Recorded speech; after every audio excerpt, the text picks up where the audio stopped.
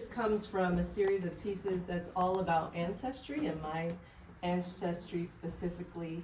And I kind of had a vision when my daughter was very small and I was, rocking her to sleep and singing lullabies. And I just kind of went through this like moment in my head when you're a mom, you're just kind of like with your own thoughts sometimes and while you're giving your care. And so I was listening to these songs that I was singing, and I was really like thinking these sound like the chords from like Negro spirituals. And then I was thinking about my own mom, and my mom's deceased, and it's like this is her legacy. And then I just had this vision of like a woman singing a spiritual in white, and so then it became this series of pieces that was all about that, like what era is this from? And I'm thinking about antebellum era and starting to make these pieces about culture and life under those circumstances while still trying to like have a lively life, have joy, right? So I felt like this was like the sound of that, and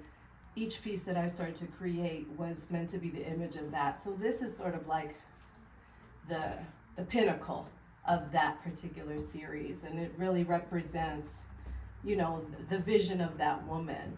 And this is sort of like what were moments that must have been joyful. I imagine a baptism must have been incredibly joyful.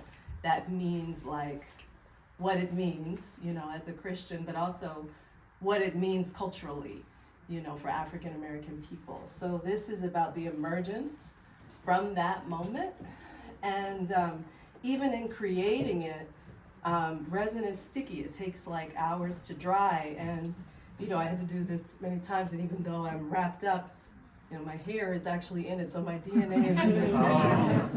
And so it really did turn out to be really very much about ancestry.